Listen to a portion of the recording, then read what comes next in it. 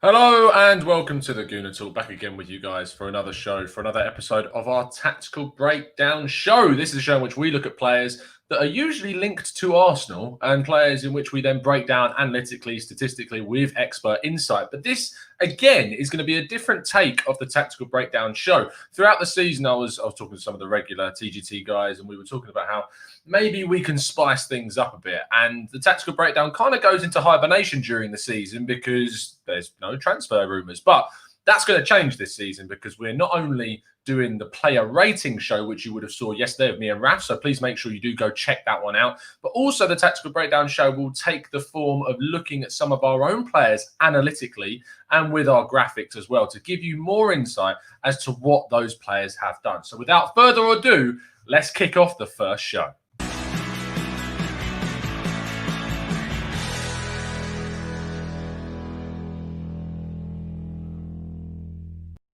So there was one man yesterday that had a hell of a debut. I think you know who I'm talking about. I mean, you should do because you clicked on this video. But that is, of course, Gabriel, who was our new signing from Lille, signed for between 25 and 30 million pounds from Lille. Really excellent performance from him, you have to say. And we're going to break that performance down with all the statistics in the world, with all the graphics you could ask for, and have a look at some of the intricacies of his game. So let's kick things off by going into sort of the general side of things from his game yesterday. We're going to start off by talking about him defensively and how he sort of worked his way into the Arsenal team. Now, defensive duels. He comes into a team, obviously, that was without David Luiz. David Luiz had been exceptionally important to Arsenal in their winning of the FA Cup in both the semi-final and the final. And one of the biggest things that David Luiz did was that he cleared the ball away fantastically well. He won all his defensive duels, and he basically played as kind of the last resort and the last man so many times to jump in when necessary and do that job. Now, of course, Fulham are a different opposition, and they're a side in which you're not going to get that same verve and dynamism that you got from a Man City or from a Chelsea. But the player still needed to be on top of his game. This is a Fulham side that beat a Brentford side in the playoff final. They've got some very decent players. And what they've done this season, what they started with, was a lot of those core players that actually got them up, something which I've kind of been advocating for Fulham this season, to not go down the route of what they did the first time. And so they still had a lot of dangers about them. If we look at Gabriel's stats defensively during the game, you can actually see that of the 3 defensive duels he got involved with, he won all 3 of them. We're going to have a take a look at some of those in a second. But what I actually want to start off with is looking at the aerial and the clearances that he was involved in, because that's something that I thought we would lack with David Luiz not being there. But finally, we're starting to invest in these big defensive guys. Gabriel being 6'3", Saliba 6'4", Marie 6'4". Like, we've got some really tough, strong, tall defenders now. And that definitely bleeds into what we need to do. And on average, defensive duels, 2.81 on average for Gabriel. And he managed just 3 of those, and he won all 3 of them during the game. So that was above average for him in his first game for Arsenal. Clearances, 1.88 per game on average, and he managed 2 in the game for Arsenal as well. Interceptions, 2.81, and he managed 3 interceptions. So he was playing above average for those games. He averages around 4.69 aerial duels per game, and he managed 5 in the game and won the same 60% that he averages as well, 3 of those 5. We're going to talk through those. If we just have a look at his positioning very quickly, he played in the centre of those back 3, but found himself drifting over when Kieran Tierney pushed up the pitch. Now, there were times that Granit Xhaka actually, if you notice, drops in to replace that hole left by Tierney. But when he doesn't, Gabriel shifts over, Holding shifts over, and then Bellerin can also come over to cover that side to sort of give that right-hand side the cover that it needs. But it kind of interchanges between Xhaka dropping in, Bellerin coming back, and those combinations changing around. So what we're going to do is we're going to have a look at some of the statistics. First of all, though, on yesterday's player rating show, I should say, with Raf, I gave him an 8. Personally, I thought he had a really good performance, but it was the kind of the shaky start that dipped him down below a 9 for me. Raf still thought he was brilliant, and I don't blame him. He gave him his Man of the Match award. And if you want to find out all the other ratings of our players from yesterday, please make sure you go on the channel and check out our player rating show with me and Raf last night. So let's kick things off by looking at that shaky start. And it was kind of the first couple of minutes, and he's not played a competitive game for the last 3 months. And that definitely showed in the game. I mean, 3 months. It was back since March, so it was a hell of a long time. And when this ball gets played back from Maitland-Niles, my initial reaction is that he's just going to take the ball in his stride and probably keep hold of it and hold on to it. But he doesn't. He lets the ball run past him, thinking that Leno's there, but he doesn't realise that Camara is running right in behind him and ready to pounce on it. And when he realises, it's a little bit too late. And then it's down to Leno to make that save. But thankfully, Gabriel does reprieve himself a bit after Leno makes the save by being on hand to take the ball into possession so that Camara can't get out fast enough to reclaim possession. And there was a couple of passes in the first 10 minutes as well that went astray. And I was thinking in that moment, my God, we're going to get a lot of stick on social media for what Gabriel's doing in this game. But actually, from then on in, things changed a lot. Now, what I want to focus on mainly at the start of this is the clearance and the aerial duel side of things, because I thought that was something that we would really miss from David Luiz. So taking a look at how we set up for these corners, you can see that the two attacking players are the guys nearest to the corner taker. In this instance, it's Willian and Lacazette. And then behind him is Gabriel, still very near the front post. Because you may notice when watching Premier League games, it's not only the Arsenal that do this, is that a lot of teams will target that front post with their corners and with their sort of free kicks on that side. And that means that you really want to put someone that's a fantastic header of the ball away at that first post, because what you don't want happening is that first man to get a flick on, which makes things more unpredictable in the box. But we've also managed to bring in our new set piece coach. And I think that you can see there some of the instances, and definitely when it comes to the offensive side of our corner game, where we've made some changes. But focusing specifically on this, it's very tight. We've got our players lined up perfectly. We've got Lacazette and Willian there to get any sort of loose balls to cover that near post, the near sort of short corner as well, short free kick in this case. But Gabriel's on hand.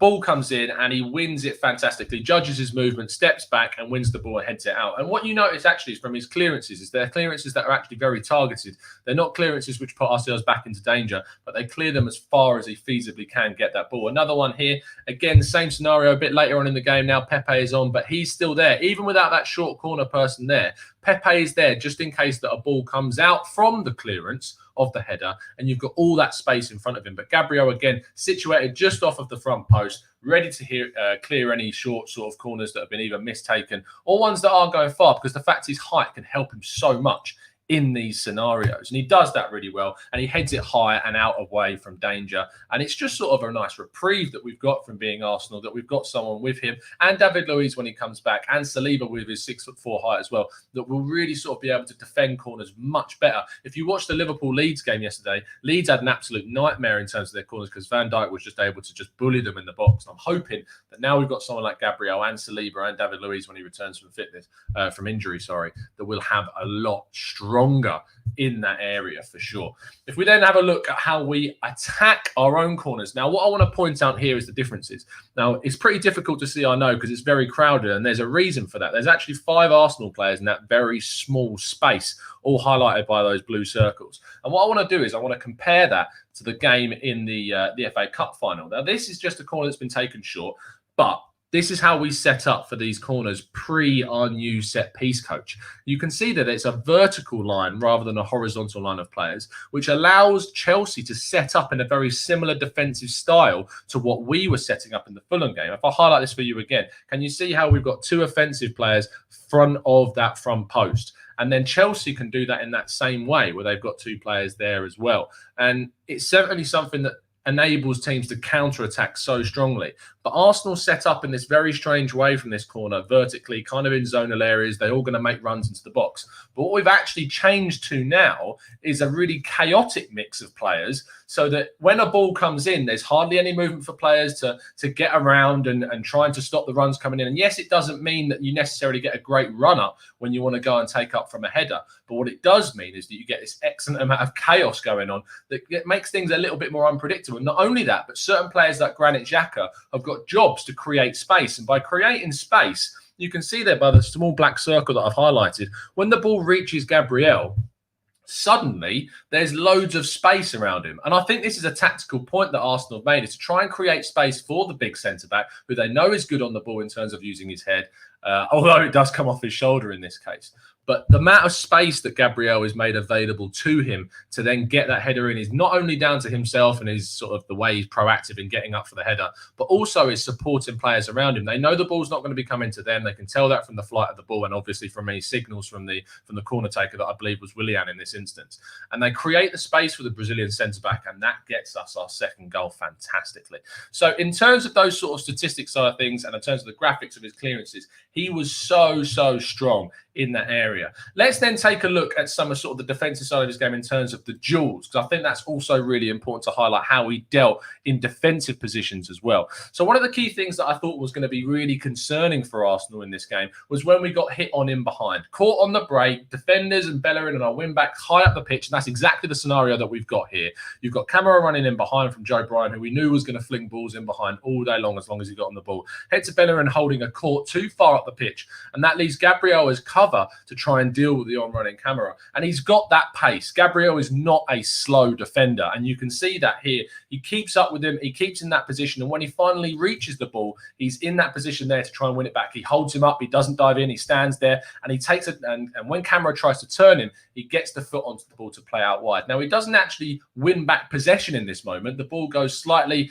5-10 yards away from him, but he's on hand with his acceleration and his pace to get in front of Camara to win the ball back again and pass the ball to El Neni to make it safe and in the Arsenal possession. And not only this, but it points out also the defensive positioning of the Gunners as well. You can see here that when Gabriel is obviously one of our strongest tacklers now in the team, when he pushes out of that defensive back three, you can see how Hector Bellerin, we've got a new nickname here with Mainsley. When Hector Bellerin pulls inside, you then created that back three again. Holding moves over to Gabriel's position so the Brazilian can push out and make a challenge, and Kieran Tierney tucks inside after and fills that space again. It's a constant sort of give and go system. One player moves up, the other player covers in, and it's just that synergy that those players have now got between each other that makes this defensive system so much stronger. If you were watching the sort of the punditry over on BT Sport, whatever you think about it, Rio Ferdinand was talking about how well this team is starting to become coached, and you can clearly see that coaching technique in some of these defensive instances here. If we then finally move on to some of his passing side of his game, so let's just highlight his passing stats on the screen for you there. In terms of the amount of passes he was making on average, he makes just over 100 passes per game. He's a centre-back. He gets given the ball a lot. He receives the ball on average 87 times. But again, he was playing above his average stats this game. He made 106 passes of 109 attempts, so a 97% passing accuracy. This guy is reliable with his passes typically. And the one that that led him astray in the first half that gave the possession away right away was really out of character. And I think you can put that down to being not necessarily nerves, but just that sort of coming into the team for the first time, you haven't played, is a bit rusty, and that was sort of it. But the rest of those passes, 106 correctly played passes out of 109 is really solid. Now, something that we highlighted when we did the tactical breakdown video a while ago was his long passing, the way that he actually spreads the ball into different wings areas, different attacking sides to really sort of let those wide players in behind and in the space. And he didn't really do that at all. In fact, the two passes that he made out from the back were just sort of clearances and attempted long balls. There wasn't really any tactical nous behind them. He made two of them. He got one of them through, and that was only when it went up to Lacazette, who won the header. But it was just a bit, you didn't really get to see the Gabriel's long passing that we have seen him do for Lille. So for a game in still which his passing was decent, there's still a lot to actually come from Gabriel in that passing sense. Now, what he does like to do is he does like to play the ball forward as much as he can. Forward to backward passes, you can see there 19 out of 22 forward passes, 2 out of 2 backward passes. And I know there's a lot more passes that was happening in his game, but these were sort of sideways passes back to his centre-back, back again, creating space, waiting for the right time to make that opportunity. And that then goes into talking about the passing to the final third. And when he does do that, having a left footer as a left-sided centre-back is so key to what Arteta wants us to do. Every time he was given the opportunity to pass with his left foot forwards into the final third, it was to find Aubameyang or it was to find Tierney. And every time he did that, it basically enabled that wing back or that winger to get in behind as quickly as possible. You can see in this instance, he plays it really far forward. See how far up the pitch Kieran Tierney there is when he's playing that ball. Arsenal want to be on the attack all the time and getting as incisive as possible. And if you were to be given a right footer on the left-hand side of that back three, you get an in-swinging pass sometimes, which can slow down the pace. If you have a left footer on the left-hand side, that enables an out-swinging pass, so it's a through ball, which gets that player running onto it much, much simpler. It also curves away from any on-rushing defenders. If you're playing an in-swinging right-footed pass on the left-hand side, it's much, much closer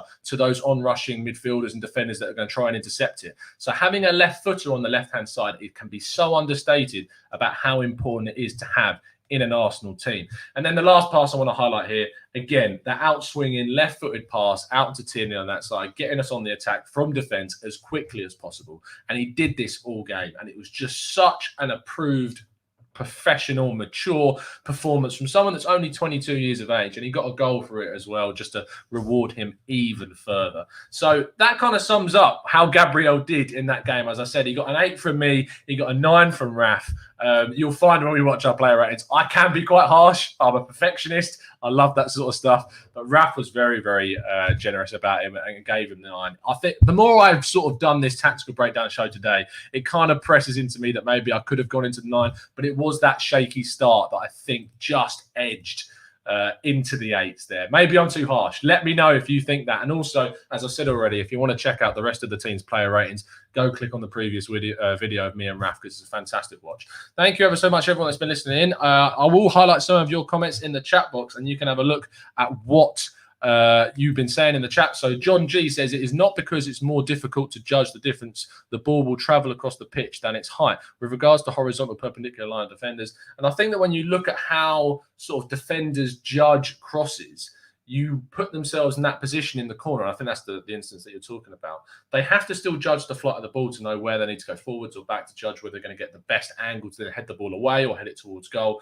But when you create that chaos in terms of the sort of the corner positioning, it means that it doesn't really matter where that ball comes in. You're always going to get an opportunity to score a goal because there's so much chaos going on in there. Leo Donnell says, great start considering no football for him in 6 months. Great presence on the pitch. Great to see a bit more controlled aggression in this Arsenal team.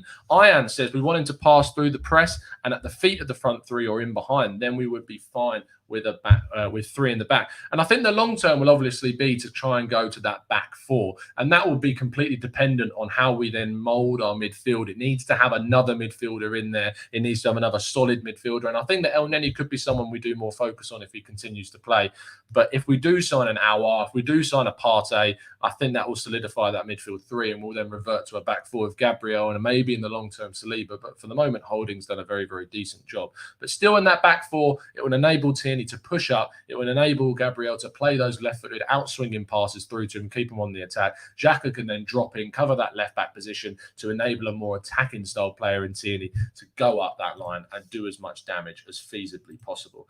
There you go. There is everything that you could possibly want regarding Gabriel's game. I'd really appreciate if you could drop a like on the video. I was up at 7 o'clock this morning just trying to put all these graphics together for you so you could see them. So I'd really appreciate if you could appreciate the hard work that goes into these videos. If you've enjoyed it and you think I should be doing more of these videos specifically on our players' performances, then let me know with a comment. I'd really appreciate that as well. And if you're new to the channel, somehow you're new to the channel, we do loads of this sort of stuff. Tactical breakdowns of the players of our own, tactical breakdowns of players like Thomas Partey and Hassem Aouar and other players that we get linked to. We do reaction straight after the game. We do news videos. We do transfer news videos. We do podcasts. In fact, we've got a podcast this evening. We've got a podcast tomorrow. We've got loads of player rating shows. There is everything that you could want regarding Arsenal on this channel, and we try to do it as a professional and sort of level-headed way as feasibly possible. I hope you've enjoyed it. If you have, drop a like, subscribe to the channel, hit those notification bells so you never miss a show. I'll see you again very, very soon. And as always, up the Arsenal.